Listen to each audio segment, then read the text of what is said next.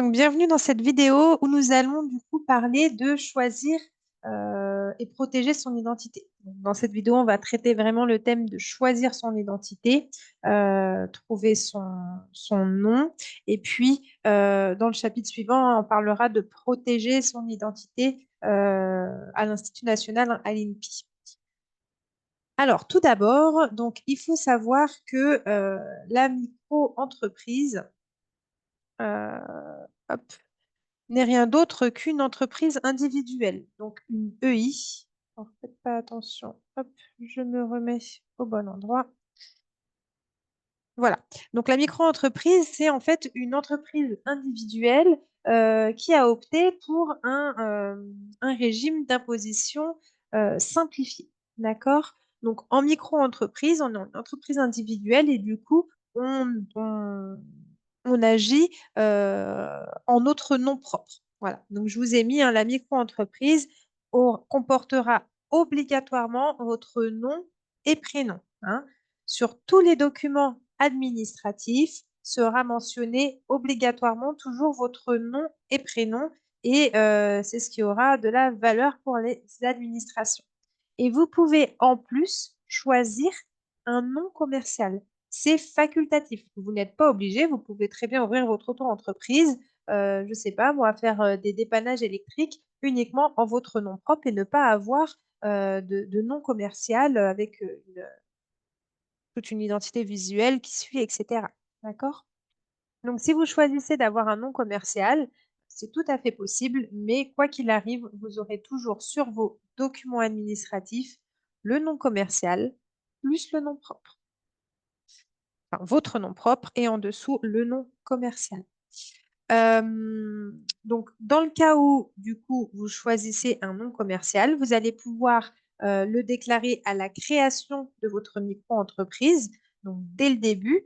Donc là, ça se fera directement lors de l'enregistrement au guichet unique de l'INPI, ou alors vous pouvez le faire après en aval, du coup, en réalisant une modification de votre statut, et ça sera toujours au guichet unique de l'INPI que vous devrez faire la procédure. Mais j'insiste bien sur le fait que le nom commercial n'a aucune valeur juridique et donc n'est pas reconnu par les administrations. Vous aurez toujours votre nom propre mis en avant. Alors, l'utilisation d'un nom commercial, qu'est-ce que ça va engendrer? Hein, donc, en cas d'utilisation d'un nom commercial, donc, je vous l'ai dit, ça n'a aucune valeur juridique. Seul, il n'est donc pas reconnu par les administrations. Donc, attention, si vous faites après des factures et que vous mettez uniquement votre nom commercial et qu'il n'y a pas votre nom propre, eh ben, la facture sera caduque. Okay.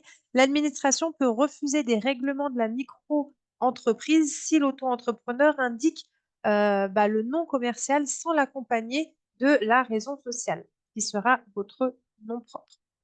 Les établissements bancaires peuvent refuser d'ouvrir un compte dédié au nom choisi pour le nom commercial. Ce n'est pas une obligation qu'ils ont.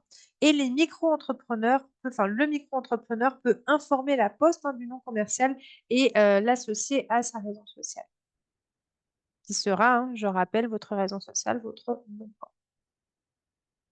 Alors, pour faire le choix du nom commercial, il y a des choses à éviter et des choses à valoriser. Donc, il va falloir éviter de prendre un nom qui pourrait être trompeur, des termes qui pourraient être trompeurs, euh, qui pourraient être aussi contraires aux bonnes mœurs, tout simplement. Tout ce qui est indication géographique, évitez-les. Ça pourra porter à confusion, ça pourra vous êtes refusé auprès de l'enregistrement après, donc dans le chapitre qu'on verra dans le chapitre suivant, pour enregistrer son nom commercial, ou plutôt protéger son nom commercial. Et puis, voilà, par exemple, je ne sais pas, vous êtes une entreprise de dépannage sur Paris. Évitez de mettre ça dans votre nom commercial parce que, admettons que vous vous déployez très rapidement et puis que vous voulez après vous étendre sur l'Île-de-France ou au secteur national, vous allez être bloqué parce que dans votre nom commercial, vous aurez mis vous allez être restreint sur une région. Ensuite, donc des noms qui seraient difficiles à prononcer, des noms qui seraient banals aussi, trop banals. Euh, donc c'est vrai que des noms trop banals, bah, peut-être que on va pouvoir ils vont être utilisés déjà sur les réseaux sociaux, sur Google, voire même peut-être déjà enregistrés, déposés donc du coup à l'INPI. Donc des noms trop longs, ce serait difficile à retenir. Ne pas vérifier la signification dans les autres langues est une grosse erreur. Hein. Si vous avez un nom, vérifiez dans d'autres langues, hein, tout simplement sur Google, la signification dans d'autres langues, surtout si vous voulez vous ouvrir à l'international par la suite. Mettre les initiales, évitez de le faire. C'est beaucoup plus intéressant de mettre limite votre nom et prénom, hein, que juste les initiales en plus sur le nom commercial. Les initiales sont des choses qui sont très dures à retenir. Suivre la mode et la tendance, pareil, hein, il y a un gros risque bah, déjà d'avoir du vu et du revu et que votre nom soit déjà utilisé ou alors confondu avec un autre. Ignorer donc le web, hein, donc évidemment, il va falloir faire la recherche sur Google. Donc on regardera ça juste après ensemble. Et puis les termes protégés comme appellation contrôlée, hein, par exemple, sont à bannir bien évidemment. Euh, pour regarder un petit peu les thèmes protégés ou si vous avez un doute, vous allez découvrir dans le chapitre suivant, hein, quand on travaillera sur la protection de votre identité. Il y a un document très complet de l'INPI qui nous explique, hein, les termes à éviter, là où il pourrait y avoir des, des confusions. Alors, on va essayer donc du coup à l'inverse d'être impactant et en rapport aussi avec le marché et puis avec l'activité que vous avez choisie, hein, qu'on puisse, quand on voit votre nom commercial, un petit peu savoir à quoi ça correspond, ça aidera beaucoup. Si par exemple vous faites une activité aquatique, je sais pas, vous êtes une base nautique sur la Côte d'Azur, n'allez pas mettre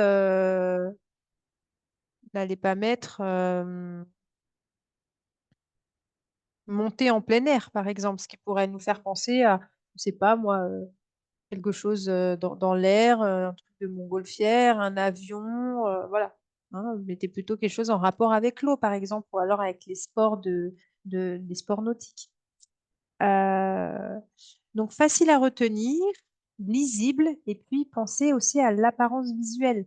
Si vous allez faire un logo en rapport avec, enfin le logo aura forcément un rapport avec votre nom commercial. Donc encore une fois, bah, on va reprendre on va reprendre la base nautique. Si vous êtes une base nautique, vous allez peut-être, pourquoi pas, hein, je prends les exemples sur le tas. Donc si vous êtes une base nautique, peut-être que vous allez faire un logo avec une voile. Bah, n'allez pas choisir comme nom, comme je vous ai dit, en plein air ou quelque chose comme ça. Enfin, en plein air, quoi que ça peut. Mais n'allez pas choisir monter en plein air ou monter dans le ciel ou quelque chose comme ça. Voilà, vous avez une voile, vous êtes une base nautique. Ça peut être, enfin, je dis n'importe quoi, mais glissade sur la mer ou glisse sur l'eau, enfin, des choses comme ça. Après, j'ai vraiment mon exemple est un peu tiré par les cheveux, mais bon, vous avez compris le principe. Alors, on continue dans notre démarche. Donc, pour trouver son nom commercial, on va avoir trois actions super importantes. La première, ça peut être de faire appel à un professionnel. Donc, c'est des agences de naming. C'est pas obligatoire de le faire, évidemment. C'est vraiment si on n'a pas le temps, qu'on a de la trésorerie aussi et un budget pour ça et qu'on préfère que ça soit fait par un professionnel. Donc, sachez que ça existe. Ensuite, vous allez pouvoir réaliser un brainstorming. Et ça, c'est un exercice qui est ultra enrichissant. Le brainstorming, c'est un exercice, hein, qui se fait quand même en équipe, donc on va en parler juste après, mais c'est vrai que ça permet d'avoir plein d'idées pour trouver son nom commercial. Et puis, sinon, on va pouvoir aussi utiliser un générateur automatique de noms en fonction de votre idée. Donc le brainstorming, donc je vous ai mis un peu les grandes étapes pour faire un brainstorming. Déjà, il va falloir définir ce que l'entreprise représente. Ensuite, on va se poser les questions. Donc, quelle image de marque l'entreprise souhaite véhiculer? Quel public est visé? Et puis, quel est le marché actuel pour les entreprises qui exercent dans le même domaine? On va pouvoir regarder un petit peu. Ça, c'est un travail que on fait avec l'étude de marché. Donc, le brainstorming, c'est un travail d'équipe. Ça veut dire que ça va solliciter, enfin, vous allez devoir solliciter l'aide de plusieurs personnes et ça permettra une meilleure interaction entre les idées. Parce qu'avec l'idée d'une personne, ça pourra donner une idée naissante à une autre personne, etc. Donc, vous prenez des gens de confiance, des gens avec qui vous aimez partager et vous pouvez, voilà, pendant une demi-heure, par exemple, noter sur une liste tout les éléments qui découlent de ce brainstorming. Le but étant en fait de noter toutes les idées, tous les noms qui nous passent par la tête. D'accord? Et après, on fera un tri sélectif.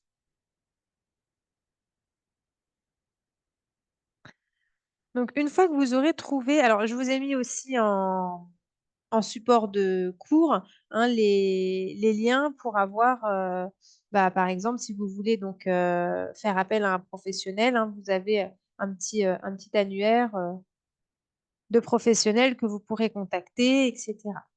Comme pour les autres chapitres. Donc, une fois que vous avez choisi votre nom, avant de vous engager complètement et de partir sur de l'identité visuelle, etc., il va falloir tout de suite vérifier la disponibilité du nom choisi. On ne va pas commencer à se lancer dans plein de choses, que ça soit création de site internet, création des réseaux sociaux, du logo ou même qu'est-ce qu'on peut faire d'autre? De tout ce qui est identité visuelle, flyer, affiche, carte de visite, si on ne sait pas si le nom est disponible. D'accord? Donc, la première chose à faire, ça va être tout simplement de faire une recherche sur Google. Vous allez sur la barre de recherche Google, vous mettez le nom commercial que vous avez choisi et vous voyez ce qu'il en ressort pour commencer. S'il y a des comptes Google Business qui sont enregistrés dessus, après, on pourra pousser notre recherche. La deuxième chose à faire, ça va être de se rapprocher de l'INPI. Et ça, la procédure, vous l'avez dans le chapitre suivant de pour protéger son identité, puisque je vous explique comment vérifier la disponibilité du nom commercial. Après, il va falloir donc vérifier le nom commercial, qu'il est disponible, qu'il n'a pas été protégé auprès de l'INPI, c'est une chose, mais il va falloir aussi vérifier les noms de domaine, que votre nom de domaine soit disponible. Donc, dans le cas où vous allez faire un site internet, vous allez utiliser votre nom commercial sur le site internet, bien évidemment. Euh, je prends l'exemple de Bulle d'amour. Le nom commercial est Bulle d'amour. On n'a pas été mettre notre site internet. Formation de chaussures. On a mis bulledamour.net, vous voyez. Et puis, vous allez vérifier aussi les réseaux sociaux. Donc, vous allez sur les réseaux sociaux, vous allez taper le nom et vous allez regarder ce qu'il en ressort. OK? Pour vérifier donc les noms de domaine, je vais vous donner une petite technique. Vous pouvez utiliser par exemple le WAS, donc c'est recommandé par les services publics, mais ça a ses limites. Donc vous allez sur entreprendre-service-public.fr et vous allez accéder à la démarche en ligne. Vous retrouvez de toute façon, vous n'avez même pas besoin d'aller sur entreprendre-service-public.fr puisque vous retrouvez dans vos supports de cours le lien de ce site de l'AFNIC qui va vous ramener directement sur cette page. Donc, quand vous êtes sur cette page, hop, vous allez regarder. Donc, le WAS, je sais pas comment ça se prononce comme ça, mais c'est une grosse base de données qui enregistre les noms. Donc, je vous prends l'exemple de Bulle d'amour, c'est un très bel exemple. Nous, c'est bulledamour.net. Donc, si je veux rechercher si bulledamour.net est disponible, là, je suis limitée sur le WAS parce que je vais pouvoir mettre ici bulle d'amour, mais .fr, .re, .yt, .wf, .tf, .pm, .gouv.fr, mais pas .net. J'ai pas le .net, j'ai pas le .com. Donc ça me pose problème. Et même si je veux essayer comme ça en mettant .net, eh ben, ça ne fonctionnera pas puisqu'il va me faire net.fr. Hein, c'est ici, le point, on va considérer qu'il est au niveau de la ligne. Donc là, évidemment, ça ne fonctionnera pas. Vous voyez, ça va me mettre comme quoi il est en train de rechercher le nom de domaine net.fr, puisque j'ai mis un point au milieu de mon nom de domaine. Et dans mon nom de domaine, je n'aurai pas de point. J'ai un seul point dans mon nom de domaine. On est d'accord. Donc, on est limité si vous cherchez du point .net ou si vous cherchez du point .com ou du point .net. Par contre, pour toute autre chose, si j'avais voulu vérifier la disponibilité, si j'aurais voulu être .fr, ben, je sais très bien que le site bulledamour.fr n'est pas disponible. C'est pour ça qu'on est bulledamour.net. Et du coup, me voilà, bulledamour.fr est déjà déposé. Alors ensuite, si je veux vérifier donc en travaillant sur du .net ou .com, j'ai d'autres outils qui me permettent de vérifier mes noms de domaine, donc des outils gratuits. Hein. Sachez qu'il y a plusieurs outils gratuits, donc n'allez pas payer juste pour vérifier un nom de domaine. Vous pouvez utiliser le site nom de domaine, nomdedomaine.fr, le site Shopify, le site Gandinet, je crois. Donc là, on va essayer. Et je vous mets de toute façon en support de cours des liens de sites hein, qui vous permettent de vérifier les noms de domaine. Donc là, j'ai mis nom de domaine, voilà. Donc nom de domaine.fr, ils sont pas mal. J'aime bien, ils sont simples, ils ont une bonne base de données. Nom de domaine.fr, donc vous voyez, il y a déjà le www.